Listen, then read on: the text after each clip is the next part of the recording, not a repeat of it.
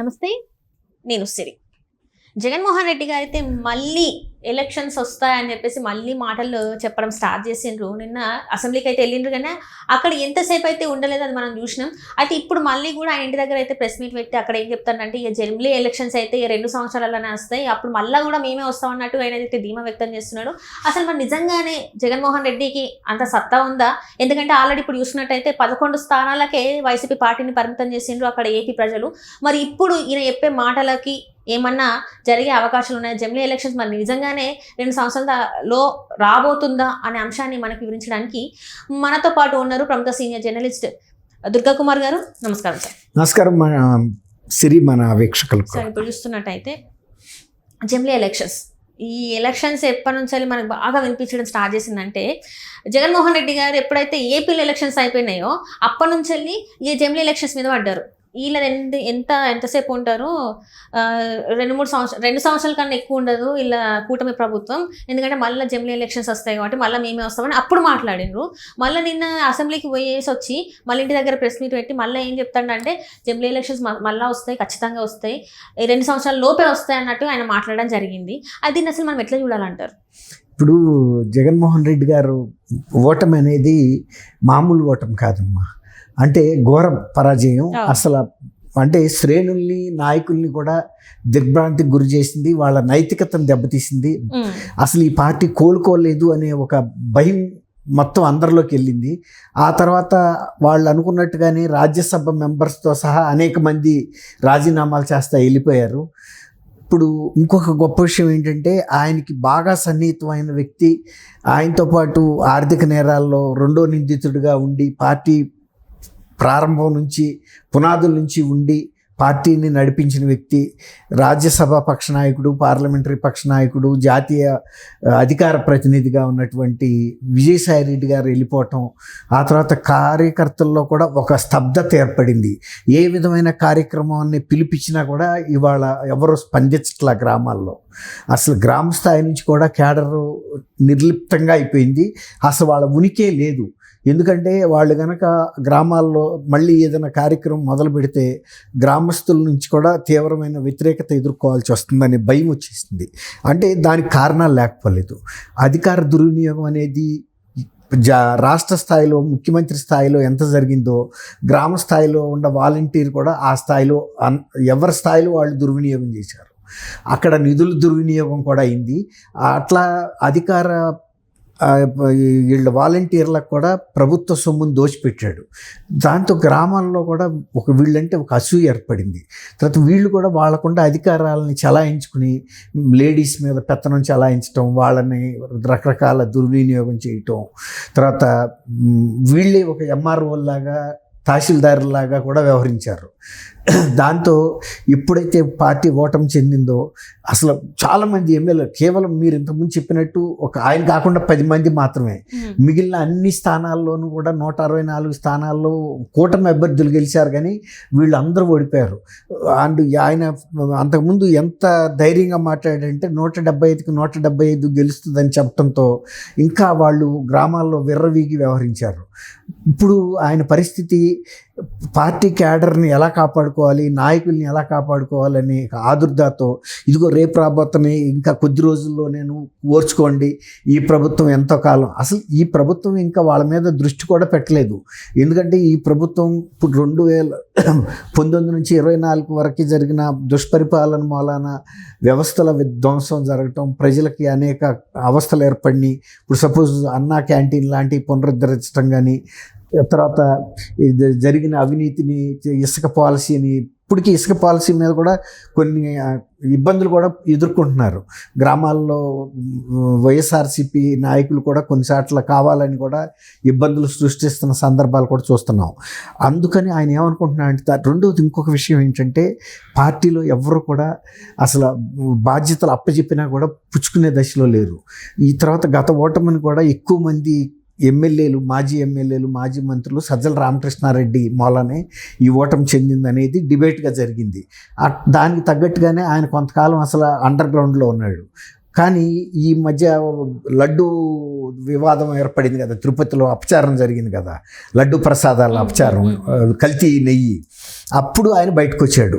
బయటకు వచ్చిన తర్వాత ఇప్పుడు జగన్మోహన్ రెడ్డి గారు కూడా ఏమనుకుంటున్నాడంటే, ఇక ఈ పార్టీని పునరుద్ధరించడం తన వల్ల కూడా కాదు, తర్వాత పని ఎవరికన్నా అప్పచెబుదామంటే పుచ్చుకునే వాళ్ళు లేరు, ఎక్కడ పోయిందో అక్కడే ఎత్తుక్కోవాలి అనే ఒక సామెత ఉంది. అట్లాగే ఎవరి చేతి మీద అయితే ఈ పార్టీ పతనం అయింది అంటున్నారో, ఇక ఆయన తప్ప వేరే గత్యంతరం లేడు.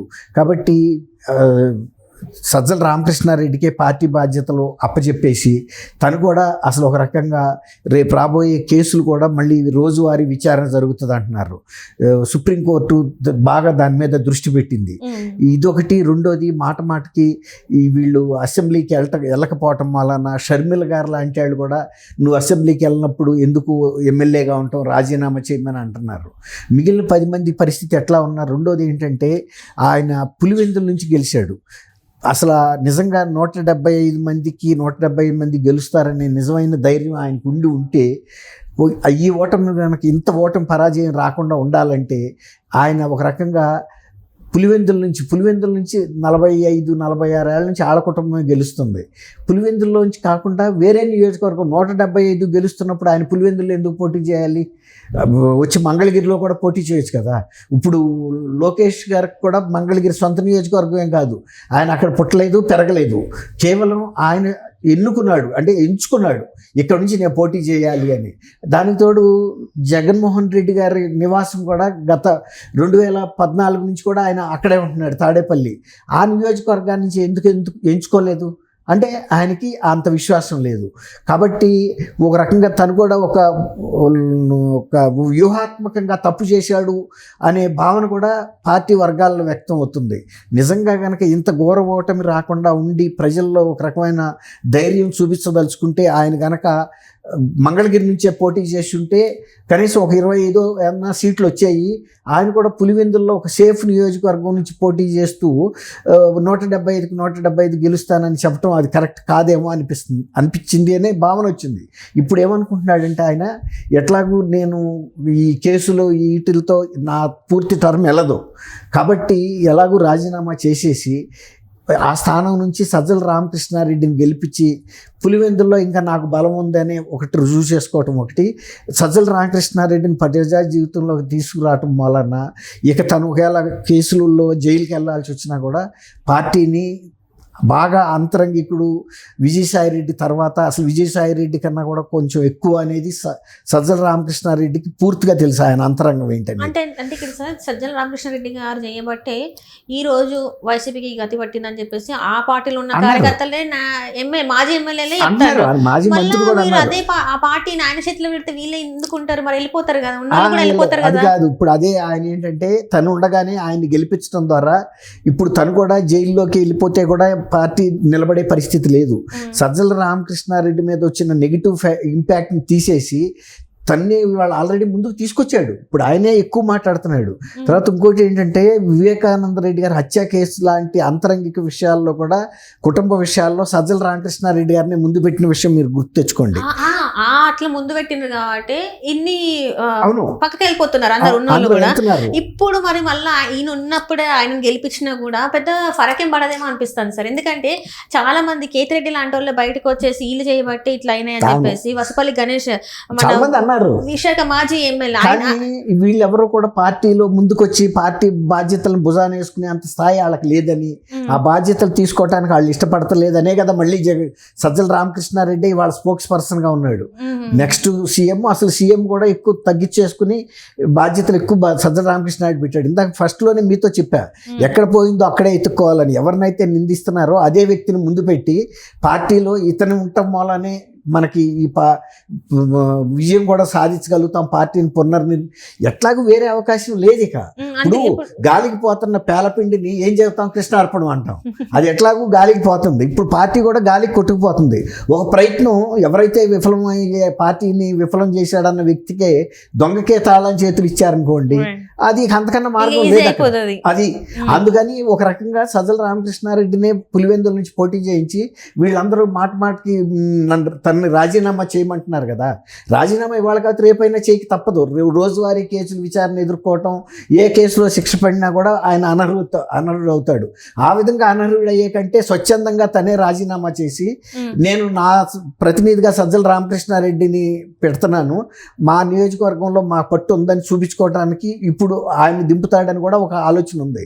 ఎందుకంటే ఆయన మొత్తం శక్తియుక్తులన్నీ కూడా పార్టీ ఇప్పుడు తన మీద ఉన్న కేసులు విచారణ సందర్భంగా ఉందామని ఒకటి.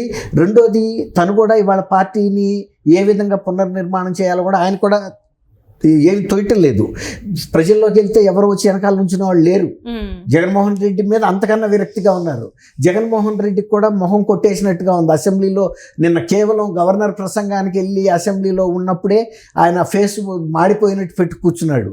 కాబట్టి ఇక తను పక్కకు తొలగి సజ్జల రామకృష్ణారెడ్డి లాంటి నేను పెట్టిన ఒక ప్రతినిధి కూడా ఈ పార్టీని నడపగలుగుతాడు అనే ఒక ఇంప్రెషన్ ప్రజల్లో ఇవ్వటానికి అంతే తప్ప జమిలీ ఎలక్షన్స్ తను అనుకున్నట్టు రావు. ఆయనకు కూడా తెలుసు ఆ విషయం, రావు.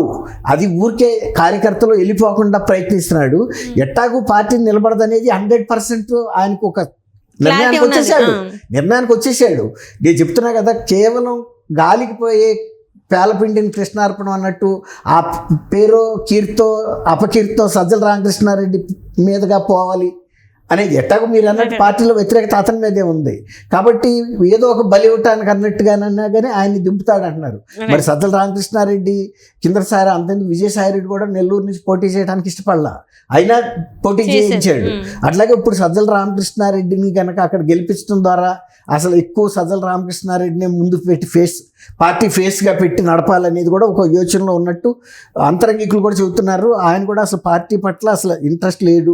ఎవరినైనా ఇప్పుడు మీరు చెప్పారు ప్రతివాడు వ్యతిరేకత మీద ఉన్నాడు, ఆయన పిలిస్తే కూడా వచ్చి ఆయనతో మాట్లాడటానికి ఇష్టపడతలే ఎవరు. తర్వాత ఏ గ్రామంలోకో ఏ మండలానికో ఏ నియోజకవర్గంకో వెళ్ళి ఒక కార్యక్రమం ఉద్యమ కార్యక్రమం ఏదన్నా చేద్దామన్నా సహకరించే వాళ్ళు కూడా లేరు.